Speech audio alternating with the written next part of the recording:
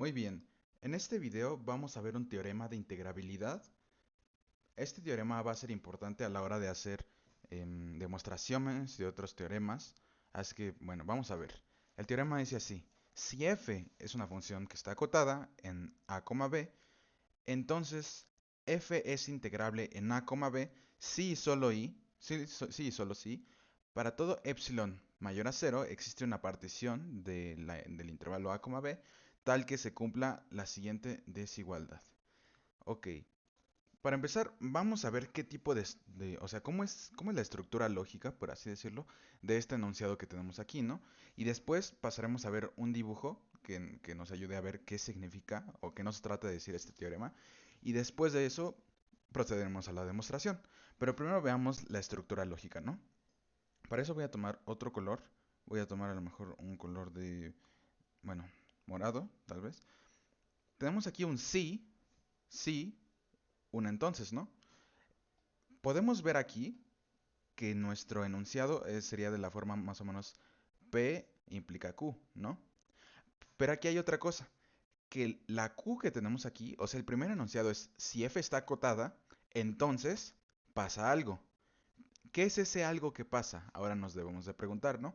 Ese algo que pasa es desde aquí, ¿no? F es integrable desde acá en adelante, ¿no? Hasta el final. Ese es lo que pasa, ese es nuestro Q. Entonces, nuestro Q, si lo ponemos de otro color, nuestro Q sería otra implicación. Y de hecho sería como una implicación doble. ¿Por qué? Porque tenemos aquí un sí y solo sí, ¿no? Nuestro sí y solo sí nos marcaría que hay como dos enunciados, o dos proposiciones más bien. Sería f es integrable en a, b. Sí, solo sí, pasa otra cosa, ¿no? Entonces nuestro q tendría una forma a, sí, solo sí, b, ¿no? Entonces aquí quiero hacer notar que bueno, lo que quiero decir es que nuestro enunciado que queremos demostrar tiene la forma P, implica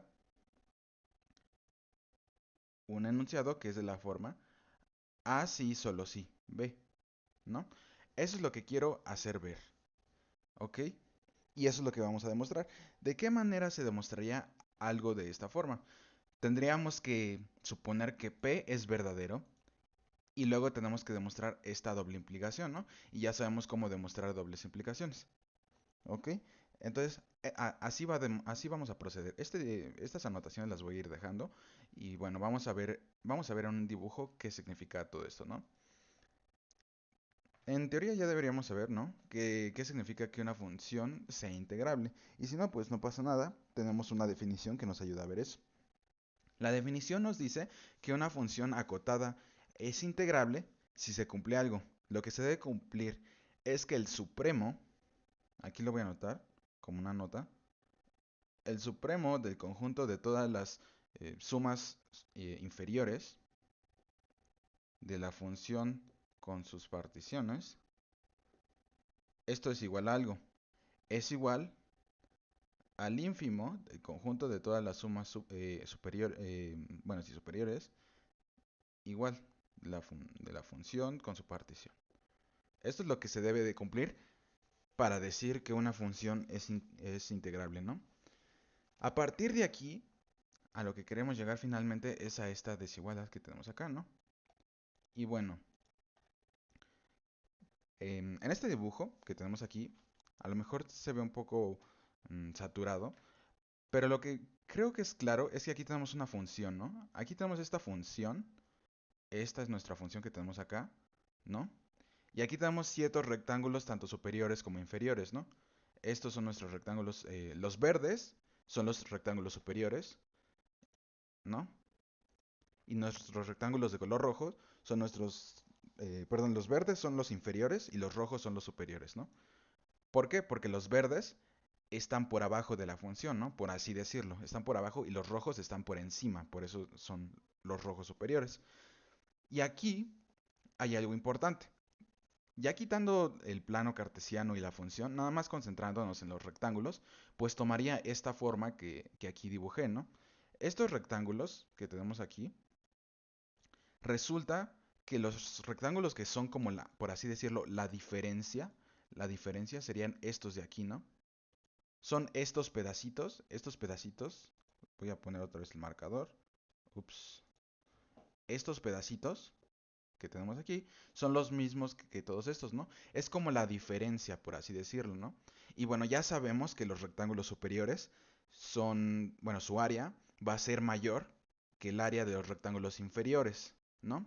Entonces, si restamos el área de los rectángulos superiores, voy a anotarlo así como, con esta anotación, con un gorrito, menos el área de los rectángulos inferiores, esto es mayor a cero, ¿no? Porque esto nada más es un simple despeje, ¿no? Esta es la igualdad que ya conocemos, ¿no? ¿Cómo conocemos esa desigualdad? Bueno, esa desigualdad la conocemos por teoremas anteriores. Uno de ellos dice que si tenemos dos particiones cualesquiera, un segundo, o sea, si tenemos dos particiones cualesquiera P y P', entonces lo que podemos asegurar de esto es que la suma inferior de una función con P, con la partición P, esto va a ser menor que la suma superior de la función con la partición P'. Para cualquier P y P', particiones del intervalo A, B, ¿cierto? Bueno, A, B cerrado, ¿no? Bueno, estamos hablando de intervalos cerrados. Entonces, teniendo esto, ¿de qué nos sirve conocer esta diferencia, ¿no? Ya sabemos que es positiva, es lo que estamos diciendo aquí. Ahora, ¿de qué nos sirve saber esa diferencia? Voy a limpiar esto tantito, ok, para que no nos estorbe. Bueno, lo que nos dice este teorema es que esta diferencia se va a hacer cada vez más pequeña, infinitamente pequeña. Los rectángulos superiores e inferiores se van a acercar mutuamente. No importa cómo sea la función, si es integrable, entonces esto se debe de cumplir, ¿no? Y si esto se cumple, como es doble implicación, entonces debe ser integrable. Bueno, el caso es que al hacerse muy muy pequeños estos rectángulos, si estos rectángulos se hacen muy muy muy pequeñitos, así súper súper pequeñitos cada uno, tal que el área sea cero, bueno, en otras palabras, si esto es menor que epsilon, para cualquier epsilon, entonces resulta que estos rectángulos se acercan mucho mutuamente, ¿no? Y si se acercan mucho mutuamente, entonces de ahí podemos asegurar que es integrable por esta igualdad que tenemos aquí, ¿no? Por la definición de integrabilidad, ¿no? Porque pues ya quedarían pegaditos. La integral superior sería lo mismo que la integral inferior, ¿no? En eso se va a basar nuestra prueba. Entonces, espero que eso haya quedado más o menos claro cómo va la idea. El caso, si, en caso de que no, la idea es ver que esta área básicamente se va a hacer muy pequeñita. Y como se hace muy pequeñita, entonces las sumas superiores son iguales a las sumas inferiores, ¿no? Que es lo que ya habíamos platicado con esto. Bueno, para no hacernos más bolas, vamos a ver cómo va la demostración. Entonces ya vimos cómo va la estructura lógica, pero si no, de todos modos la voy a anotar acá abajo. La estructura lógica de este enunciado o de esta proposición sería la siguiente. P implica Q si solo si es R, ¿no? Esta es como la forma de nuestro enunciado. Arriba lo anotamos aquí con A y con B, pero sí, es lo mismo básicamente, nada más que con otras letras, ¿no? Entonces, ¿cómo se demuestra esto? Lo vamos a ver primero como si fuera una implicación entera, ¿no? ¿Cómo se demuestra eso? Se demuestra dando por hecho el antecedente, ¿no? O sea, supongamos B. ¿Y cuál es B? P, perdón. P lo que dice es que F está acotada, ¿no? Entonces vamos a suponer, vamos a decir, supongamos, esta ya es la demostración, supongamos que vamos a suponer que F es una función acotada, ¿no? Es acotada en nuestro intervalo A, B, ¿no? ¿Y qué queremos demostrar a partir de aquí? Queremos demostrar una doble implicación, ¿no?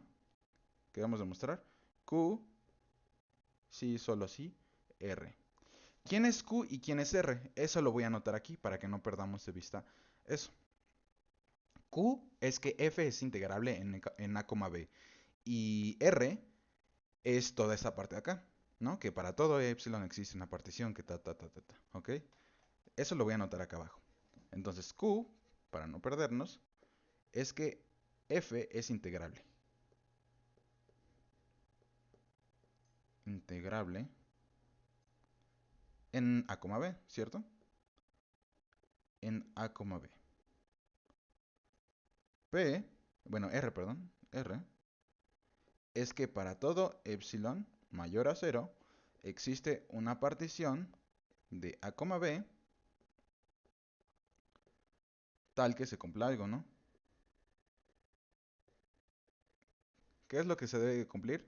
Se debe cumplir que la suma superior, esto es lo que estaba explicando, la diferencia, ¿no?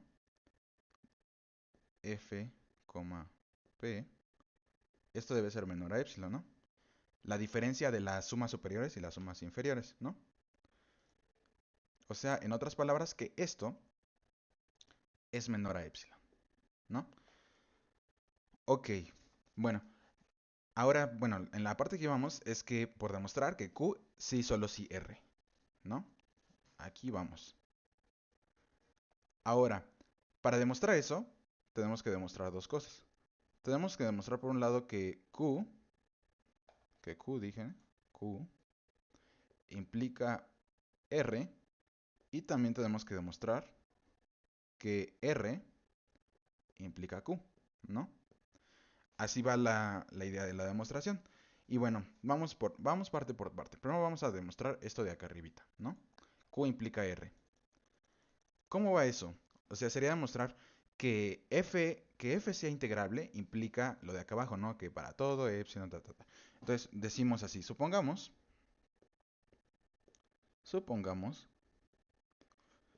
que f es integrable. Ya dijimos que f es acotada, entonces no hay como choques ahí de que no sea posible o algo así, ¿no? Entonces, supongamos que f es integrable,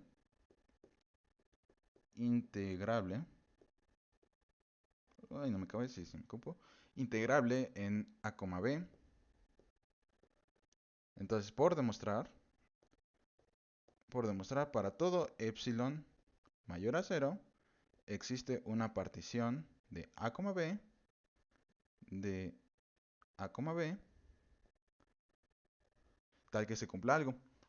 Lo que se va a cumplir es que, bueno, lo que ya había dicho, ¿no? Lo voy a anotar así nada más, porque esto ya lo habíamos platicado.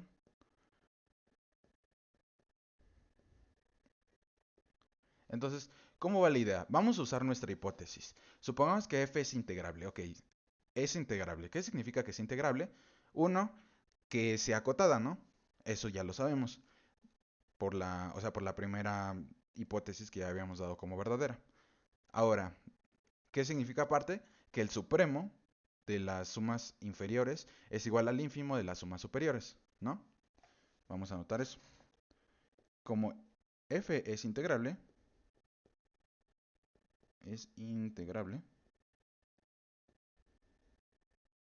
entonces sabemos lo siguiente. ¿Qué sabemos? Sabemos que el supremo de las sumas inferiores, ¿no? Es igual al ínfimo de las sumas superiores. Esto sabemos que es verdadero, ¿no? Ok, ¿y qué sabemos de esto, no? ¿Qué sabemos de esto? Por un lado, ¿qué significa este supremo? ¿Y qué significa este ínfimo de este otro lado, no? El supremo, lo que significa, es que en este conjunto que tenemos acá, no importa el elemento que tomemos, por, por lo que significa el supremo, sabemos que el supremo de un conjunto, o sea, recordando, esto es como, es más, le voy a anotar recordando, de morado, para no perdernos, para no brincar o hacer parkour, vamos a hacer este recordatorio que es importante. Si tenemos el supremo de un conjunto A, esto sabemos que existe y que es, o sea, que es verdadero, que este supremo, por ejemplo, es igual a alfa. Sabemos que esto es verdadero si para todo epsilon mayor a cero existe un elemento A perteneciente a nuestro conjunto, tal que se cumpla algo. ¿Qué es lo que se debe cumplir? Lo que se debe cumplir es que A más epsilon es mayor a alfa. Alfa que sería como nuestro supremo, ¿no? Dependiendo de la literatura o del curso, esto se expresa de una manera diferente, pero es básicamente lo mismo, ¿no? Así que, bueno, algunos lo anotan como alfa menos a, esto es menor que epsilon, o de otras maneras, ¿no? Pero pues es básicamente lo mismo. Entonces, ¿para qué nos sirve este recordando? Vamos a ver de qué nos sirve esto. Aplicado a este caso, aquí es donde vamos, no hay que perdernos. Aquí vamos. Entonces, resulta que este supremo de este conjunto, si tomamos un epsilon cualquiera, o sea, supongamos, vamos a anotarlo acá abajo, sea epsilon mayor a cero, entonces podemos tomar un elemento de este conjunto, de acuerdo a, bueno, de acuerdo a a este enunciado que tenemos acá abajo, podemos tomar un elemento de este conjunto de tal manera que si sumamos epsilon a este elemento, entonces esto va a ser mayor a nuestro supremo, ¿no? O de otras palabras, esto menos a, bueno, alfa menos a sería menor a epsilon, ¿no? Así que, bueno, vamos a ver eso. ¿Cómo quedaría esto?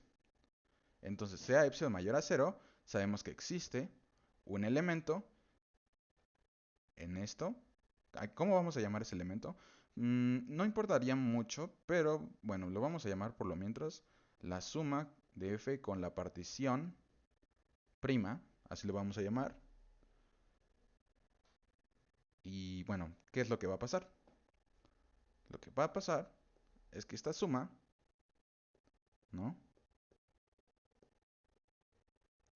Más nuestro epsilon, esto va a ser mayor a nuestro supremo, ¿no? Supremo bueno, de conjunto, ¿no? Ups, nuestro conjunto.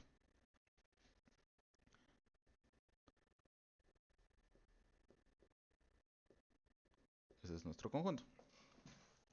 Ahora bien, ¿qué más pasa aquí? Lo mismo sucede con el ínfimo. Hay un enunciado muy parecido a este de supremo, pero que es equivalente para el ínfimo. Lo podemos ver para no perdernos rápidamente, o sea, como haciendo un recordatorio, ¿no? Recordando.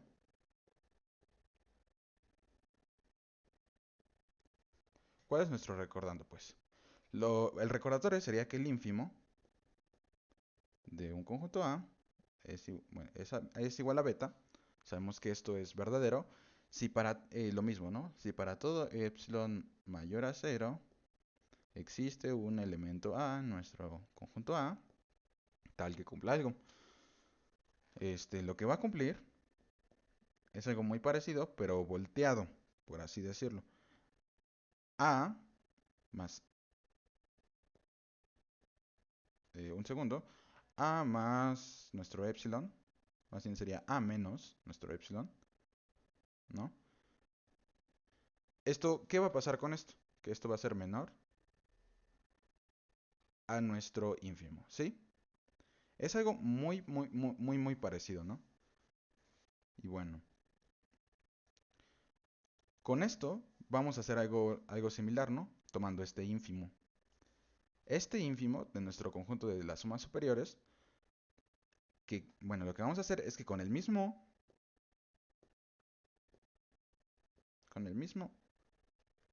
epsilon mayor a cero, sabemos que existe un elemento de nuestra, este, ¿cómo se llama? Sí, de nuestro conjunto, pues, lo vamos a llamar así, el supremo f, P, bueno, P, aquí le vamos a llamar doble prima, tal que se cumpla algo. De acuerdo a nuestra formulita, sería así, ¿no? Menos epsilon. Esto es, ¿a qué sería menor? Sería menor a nuestro ínfimo, ¿no? Sí, ínfimo. Ínfimo de nuestro conjunto que va así. F, P. ¿Ok? Y bueno, ¿qué es lo que pasa aquí? Lo que pasa es que este ínfimo, ¿no? Está acá arribita, es igual al supremo. ¿Por qué? Porque esta es nuestra hipótesis ¿cómo se llama? De integrabilidad, ¿no?